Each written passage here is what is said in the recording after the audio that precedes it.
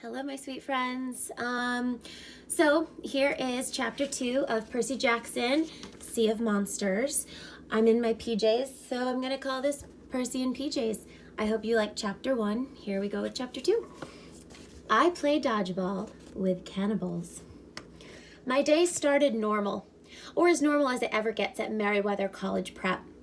See, it's this progressive school in downtown Manhattan, which means we sit on beanbag chairs instead of at desks, and we don't get grades, and the teachers wear jeans and rock concert t-shirts to work. That's all cool with me. I mean, I'm ADHD and dyslexic, like most half-bloods, so I'd never done that great in regular schools, even before they kicked me out. The only bad thing about Merriweather was that the teachers always looked on the bright side of things, and the kids weren't always, well, bright. Take my first class today, English. The whole middle school had read this book called Lord of the Flies, where all these kids get marooned on an island and go psycho. So far, our final exam, our teacher sent us into the break yard to spend an hour with no adult supervision to see what would happen. Well, what happened was a massive wedgie contest between the 7th and 8th graders, 2 pebble fights, and a full tackle basketball game.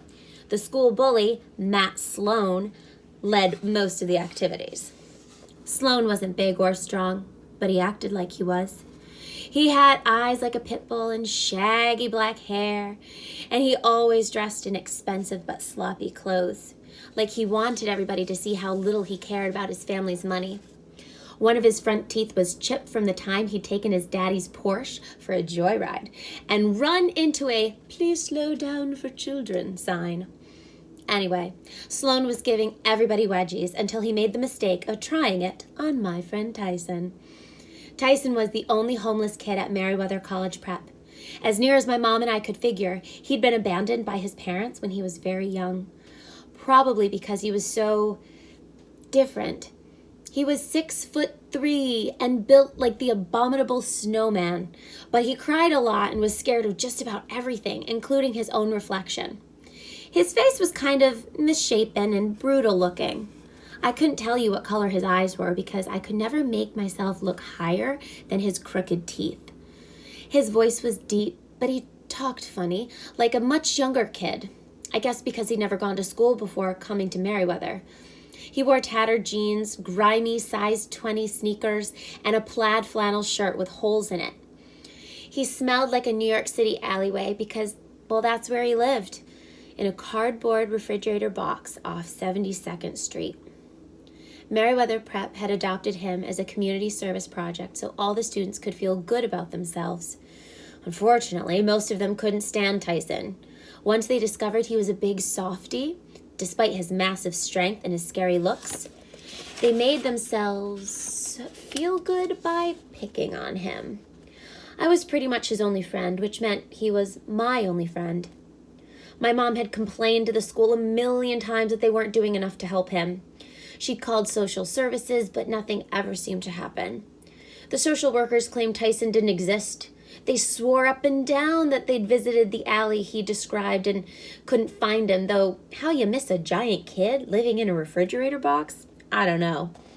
Anyway, Matt Sloan snuck up behind him and tried to give him a wedgie, and Tyson panicked. He swatted Sloan away a little too hard. Sloan flew 15 feet and got tangled in the little kid's tire swing. "You freak!" Sloan yelled. "Why don't you go back to your cardboard box?" Tyson started sobbing. He sat down on the jungle gym so hard he bent the bar, and he buried his head in his hands. "Take it back, Sloan," I shouted. Sloan just sneered at me. "Why do you even bother, Jackson? You might have friends if you weren't always sticking up for that freak." I balled up my fists. I hoped my face wasn't as red as it felt. "He's not a freak. He's just..." I tried to think of the right thing to say, but Sloan wasn't listening. He and his big ugly friends were too busy laughing. I wondered if it were my imagination or if Sloan had more goons hanging around him than usual. I was used to seeing him with 2 or 3, but today he had like half a dozen or more, and I was pretty sure I'd never seen them before. "Just wait till PE, Jackson," Sloan called out. "You're so dead." When first period ended, our English teacher, Mr. DeMilo, came outside to inspect the carnage. He pronounced that we'd understood Lord of the Flies perfectly. We all passed his course, and we should never grow up to be violent people. Matt Sloan nodded earnestly, then gave me a chip-toothed grin. I had to promise to buy Tyson an extra peanut butter sandwich at lunch to get him to stop sobbing. I am a freak? He asked me. No, I promised, gritting my teeth. Matt Sloan's the freak. Tyson sniffled. You're a good friend. Miss you next year if I can't. His voice trembled, and I realized he didn't know if he'd be invited back next year for the community service project. I wondered if the headmaster had even bothered talking to him about it. Don't worry, big guy, I managed. Everything's gonna be fine. Tyson gave me such a grateful look, I felt like a big liar. How could I promise a kid like him that anything would be fine? Our next exam was science. Mrs. Tesla told us that we had to mix chemicals until we succeeded in making something explode. Tyson was my lab partner. His hands were way too big for the tiny vials we were supposed to use. He accidentally knocked a tray of chemicals off the counter and made an orange mushroom cloud in the trash can. After Mrs. Tesla evacuated the lab and called the hazardous waste removal squad, she praised Tyson and me for being natural chemists. We were the first ones who'd ever aced her exam in under 30 seconds. I was glad the morning went fast because it kept me from thinking too much about my problems. I couldn't stand the idea that something might be wrong at camp. Even worse, I couldn't shake the memory of my bad dream. I had a terrible feeling that Grover was in danger. In social studies, while we were drawing latitude and longitude maps, I opened my notebook and stared at the photo inside. My friend Annabeth on vacation in Washington, D.C. She was wearing jeans and a denim jacket over her orange Camp Half-Blood t-shirt. Her blonde hair was pulled back in a bandana, and she was standing in front of the Lincoln Memorial with her arms crossed, looking extremely pleased with herself, like she'd personally designed the place. You see, Annabeth wants to be an architect when she grows up, so she's always visiting famous monuments and stuff. She's weird that way. She emailed me the picture after spring break, and every once in a while, I'd look at it just to remind myself she was real, and Camp Half-Blood hadn't just been my imagination. I wished Annabeth were here. She'd know what to make of my dream. I never admit it to her, but she was smarter than me, even if she was annoying sometimes. I was about to close my notebook when Matt Sloan reached over and ripped the photo out of the rings. Hey, I protested. Sloan checked out the picture and his eyes got wide. No way, Jackson. Who is that? She is not your... Give it back. My ears felt hot. Sloan handed the photo to his ugly buddies, who snickered and started ripping it up to make spit wads. They were new kids who must have been visiting because they were all wearing those stupid, "Hi, my name is" tags from the admissions office. They must have had a weird sense of humor too, because they'd all filled in strange names like Marrow or Sucker or Skull Eater and Joe Bob. No human beings had names like that. These guys are moving here next year, Sloan bragged, like that was supposed to scare me. I bet they can pay the tuition too, unlike your stupid friend. He's not stupid.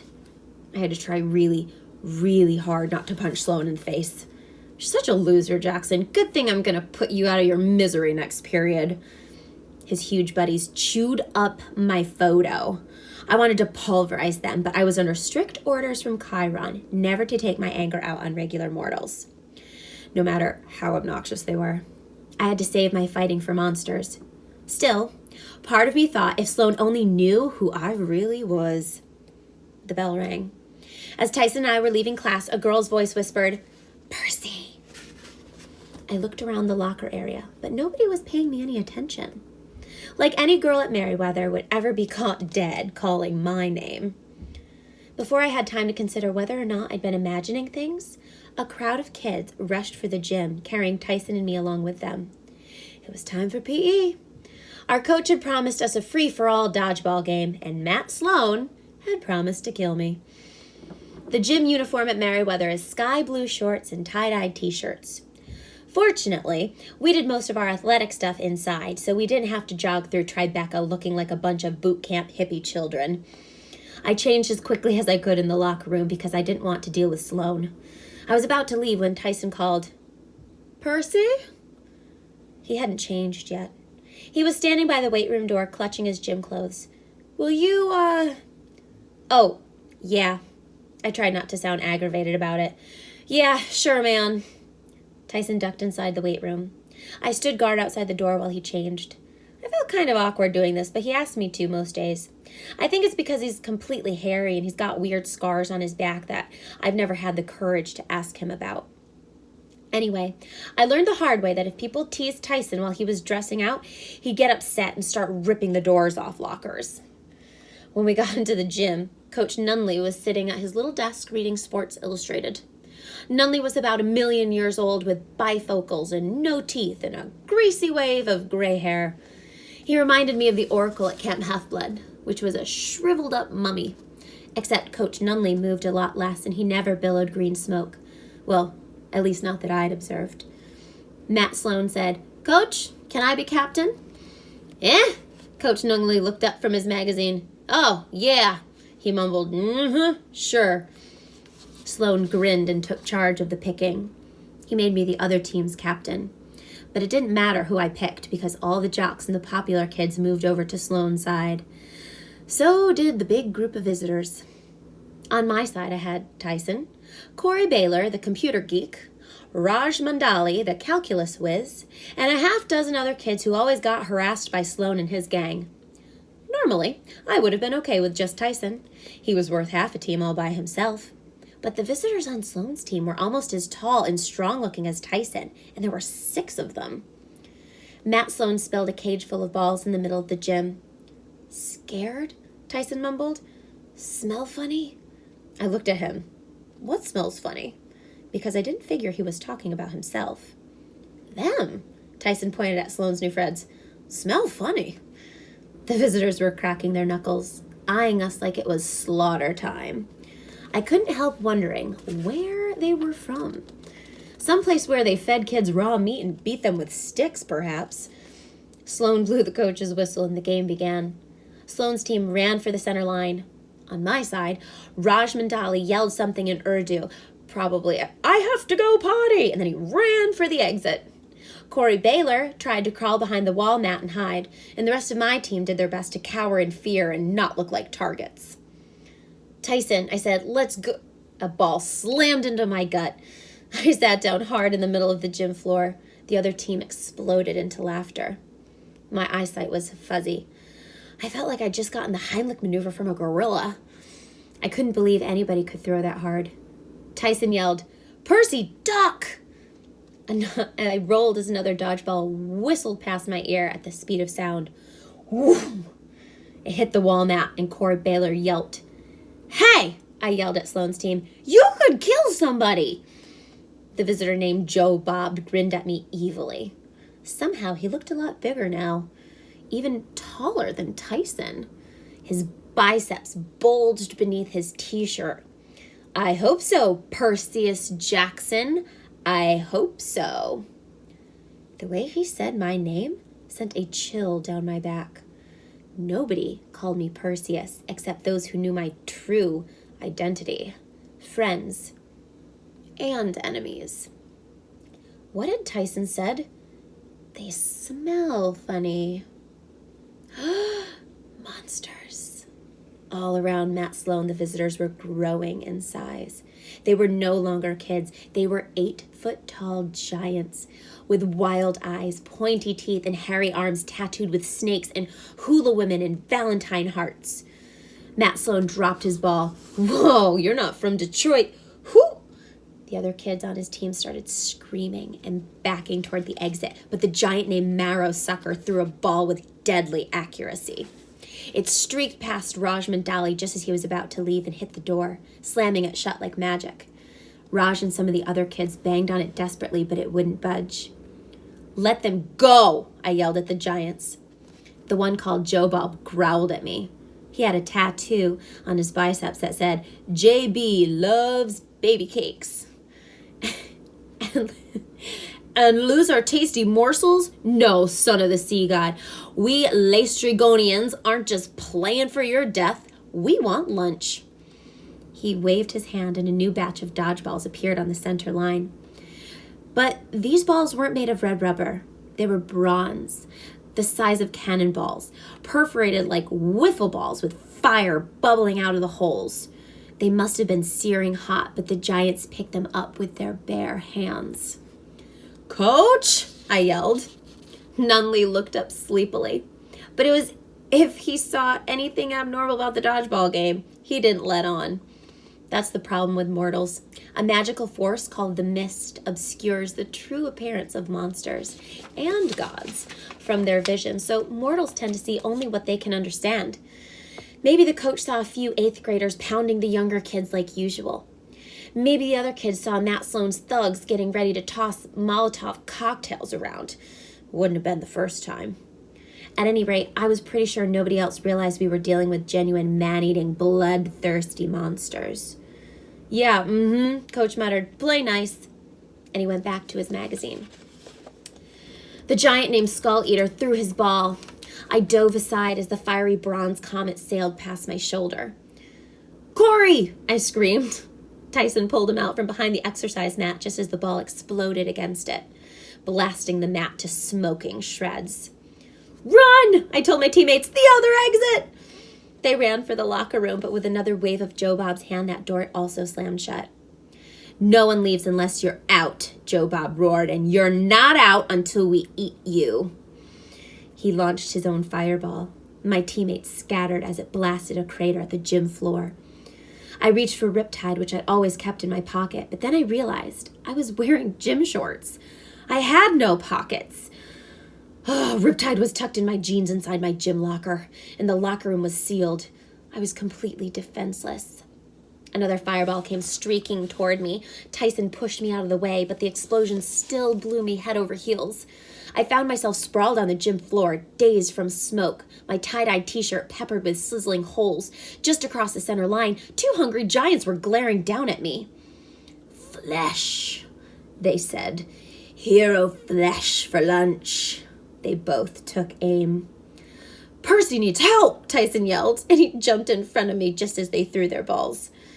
Tyson, I screamed, but it was too late. Both balls slammed into him, but no, he'd caught them. Somehow Tyson, who was so clumsy he knocked over lab equipment and broke playground structures on a regular basis,